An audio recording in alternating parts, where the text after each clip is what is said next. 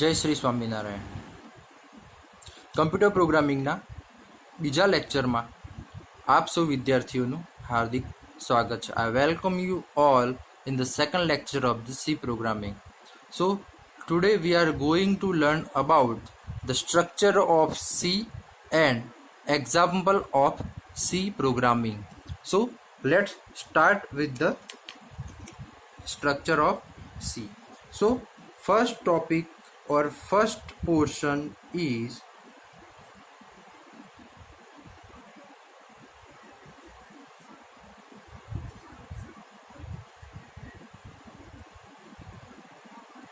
header file. So when we are going to develop the program, first of all we must have to include the header file, which is hash include stdio.h.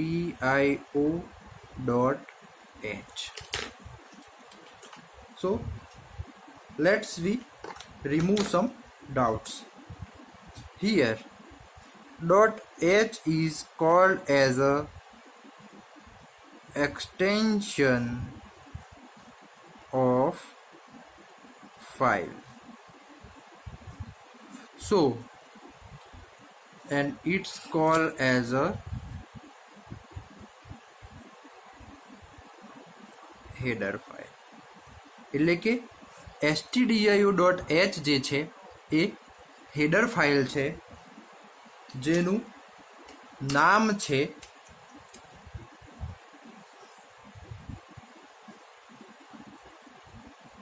Standard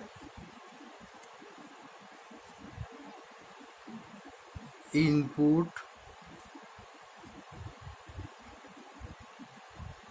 out. stdio જે છે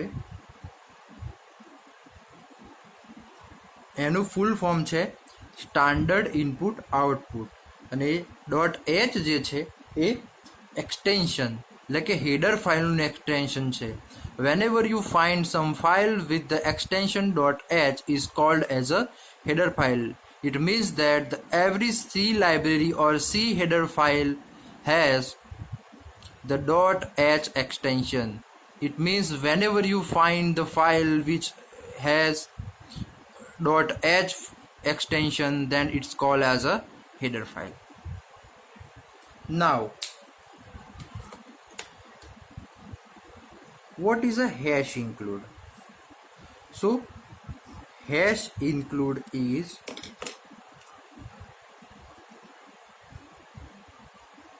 preprocessor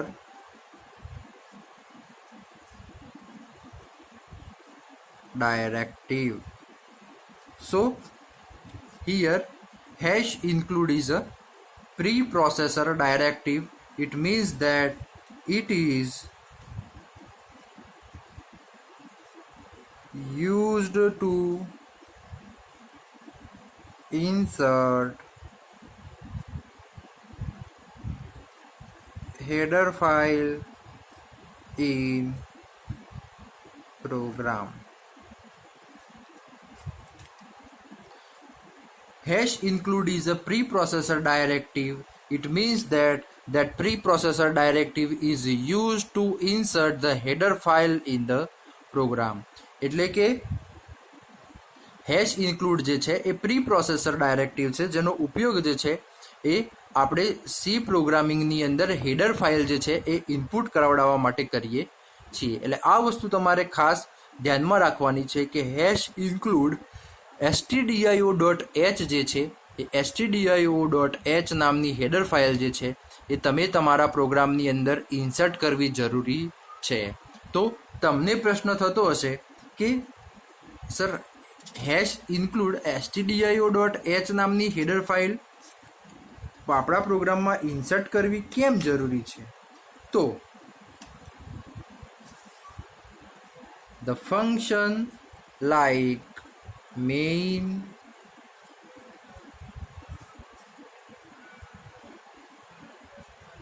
printf, scanf, and so on. That function are available in a standard input output dot h header file. So this kind of function are available in a stdio.h header file. That's why we must have to include the stdio.h. That's why we can use printf and scanf function. So it is necessary to insert or include stdio.h header file. The second or another is hash include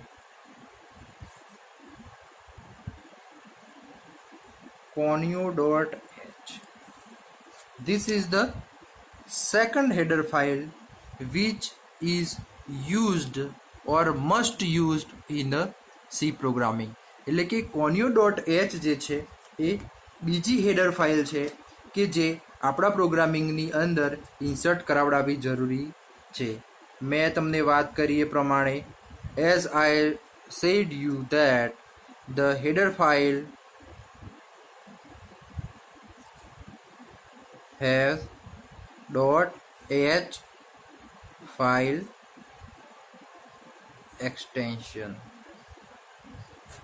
As conio.h full form of console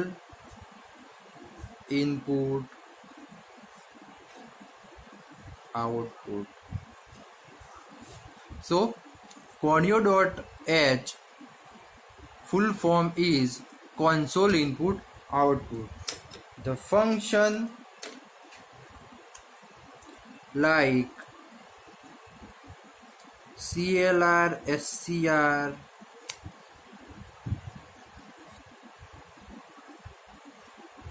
get ch and so on. So these functions are available in conio.h header file. That's why whenever we are used clear screen or get ch in our program, then we must have to insert hash include conio.h header file in our program. As I said, hash include is preprocessor directive.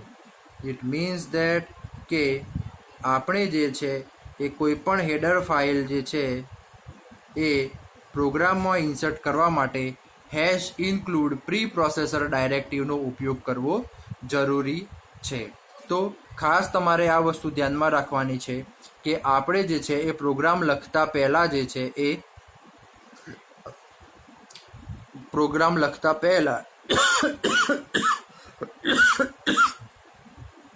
અથવા તો સૌ પ્રથમ પ્રોગ્રામની શરૂઆતમાં header file include કરાવડાવી જરૂરી છે, જેના નામ છે standard input output dot H અને conio.h.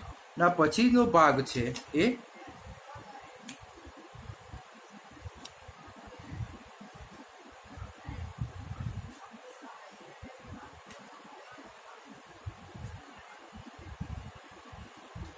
Global declaration. Global declaration એટલે શું? તો હેડર ફાઇલ પછી જે છે એ ક્યારેક આપણે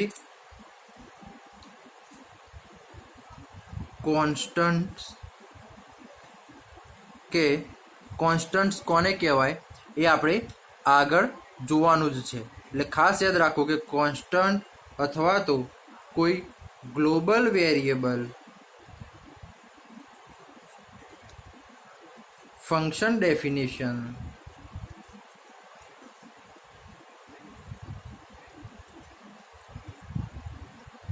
આ બધી જે વસ્તુ છે એ ગ્લોબલ ડિક્લેરેશનના પોર્શનની અંદર કરવામાં આવે છે. એટલે આ વસ્તુ ખાસ યાદ રાખવાનું કે સૌથી ફર્સ્ટ જે પ્રોગ્રામનો પાર્ટ છે એ હેડર ફાઇલનો છે. સેકન્ડ નંબરનો જે છે એ ગ્લોબલ ડિક્લેરેશન છે. પછી ત્રીજા નંબરમાં જે છે એ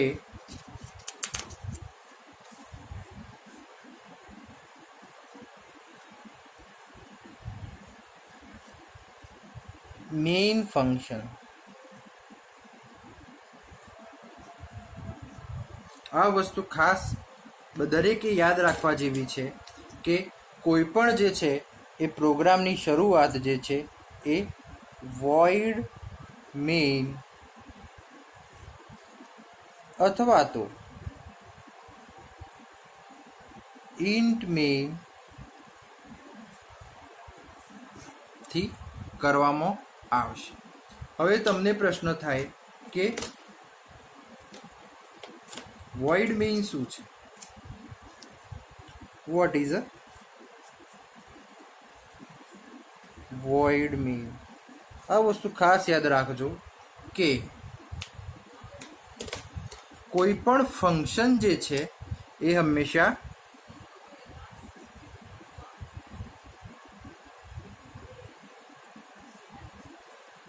કોઈ પણ પ્રોગ્રામિંગની અંદર whenever you find the round bracket it's called as a function. એટલે કે કોઈ પણ સી પ્રોગ્રામિંગની અંદર કોઈ પણ જગ્યાએ તમે આ રાઉન્ડ બ્રેકેટ જુઓ તો એને સમજી લેવાનું કે એ જે છે એ ફંક્શન છે. સો આને કહેવાશે વોઇડ મેઇન ફંક્શન. મેઇન શું છે તો કે નેમ ઓફ ફંક્શન, અને વોઇડ શું છે તો કે રિટર્ન ટાઈપ. તો આ વસ્તુ ખાસ સમજવા જેવી છે કે મેઇન શું છે તો કે નેમ ઓફ ફંક્શન. આ શું ઇન્ડિકેટ કરે છે તો કે ફંક્શન, અને વોઇડ શું છે રિટર્ન ટાઈપ. એવી જ રીતે જ્યારે તમે પ્રોગ્રામ ક્યારેક સી પ્રોગ્રામિંગની અંદર ચોપડીની અંદર જુઓ કે ઇન્ટીજર મેઇન, તો સમજી લેવાનું કે આ જે છે એ શું બતાવે છે ફંક્શન. મેઇન શું છે તો કે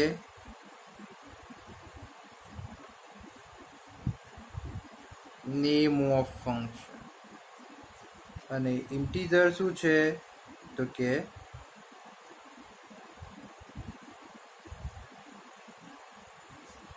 return type. So here integer is a return type, main is a name of function, and that round bracket indicates that is the function. Now why main? So as I discussed, every large program are divided in a small function is called as a modularity, and we know that the C language is modular language. એટલે આપણને બધાને ખબર છે કે C language જે છે એ modular language છે, કેમ કે મોટા પ્રોગ્રામને નાના નાના પાર્ટ્સની અંદર ડિવાઈડ કરવામાં આવે છે, જેને આપણે ફંક્શન તરીકે ઓળખવામાં આવે છે. And we know that the C program has collection of function. એટલે કે સી પ્રોગ્રામિંગ જે છે એ ફંક્શનનું જુદા જુદા ફંક્શન્સનું કલેક્શન છે. તો જે જગ્યાએ આપણે મેઇન ફંક્શન લખેલું હોય, always start execution from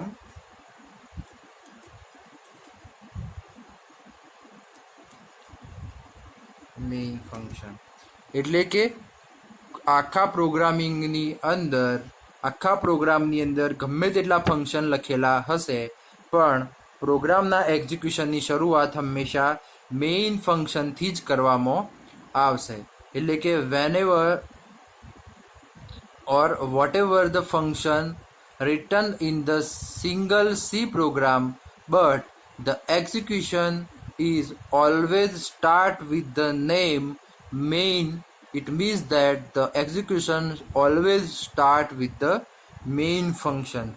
So that's why main is an indicator to the compiler that you have to start the execution from here. It means that wherever the compiler find the main, the execution start from the main function. એટલે કે જ્યારે પણ compiler જે છે એ ગમે તેટલા function લખેલા હશે પણ જે જગ્યાએ એ મેઇન ફાઇન્ડ કરશે એ જગ્યાએથી જ પ્રોગ્રામનું એક્ઝિક્યુશનની શરૂઆત થશે. તો પછી જે છે એ પ્રોગ્રામિંગની અંદર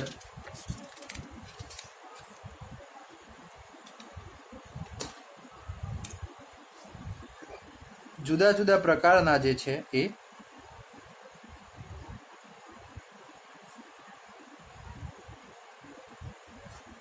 સ્ટેટમેન્ટ લખવાના આવશે. સ્ટેટમેન્ટ એટલે કેવા?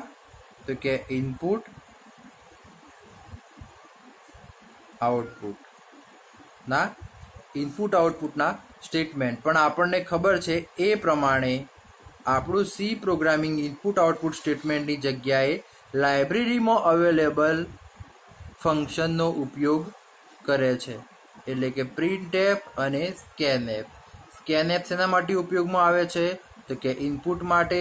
પ્રિન્ટએફ શેના માટે ઉપયોગમાં આવે છે? તો આઉટપુટ માટે. અને બીજા જે છે એ શેના માટેના સ્ટેટમેન્ટ છે? તો કે પ્રોસીજર માટેના સ્ટેટમેન્ટ. એ જે છે એ કર્લી બ્રેકેટની અંદર લખવામાં આવશે. અને પાંચમા નંબરનું જે છે એ છે return statements.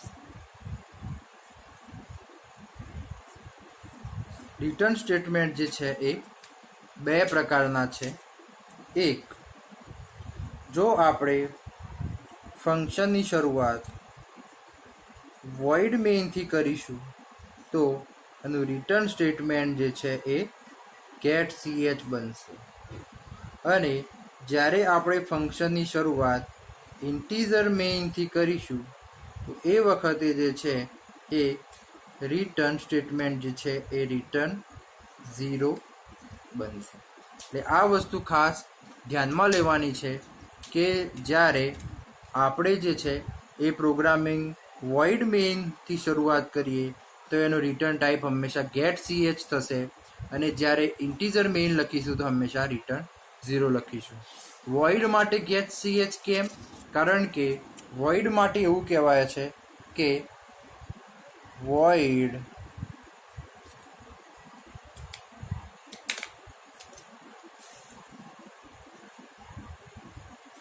does not return any value. એટલે કે void જે છે એ કોઈ પણ વેલ્યુ જે છે એ રિટર્ન કરતું નથી. તો કરે છે શું? તો કે it's only transfer the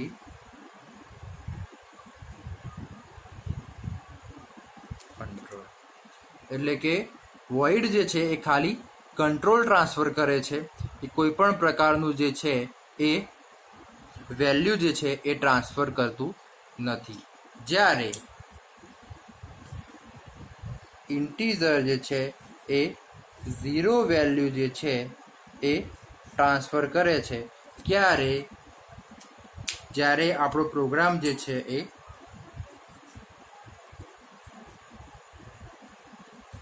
successful run થઈ જાય ત્યારે. હવે આપણે જે છે એ સી પ્રોગ્રામિંગનું એક્ઝામ્પલ જોવાનો છે. એટલે કે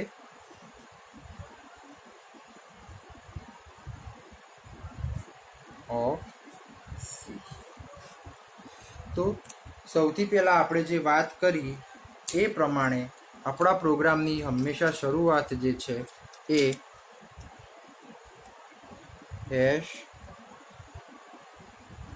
include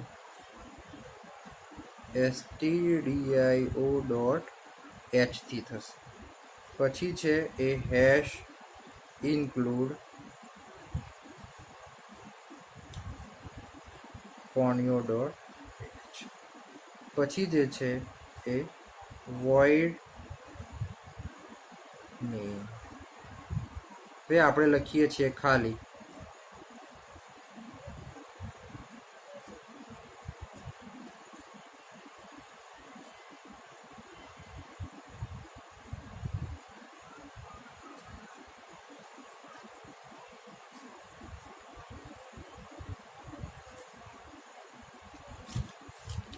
તો આ જે છે એ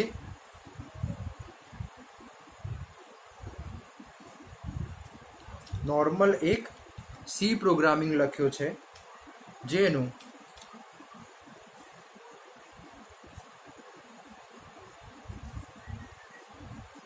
આઉટપુટ છે એ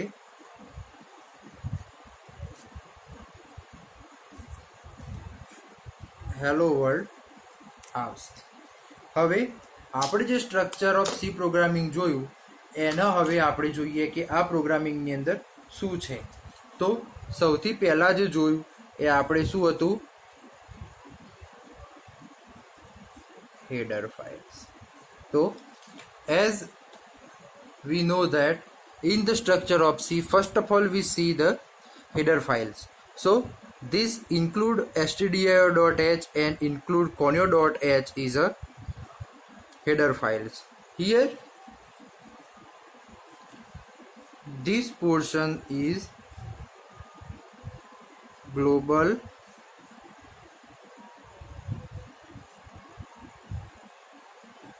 declaration part.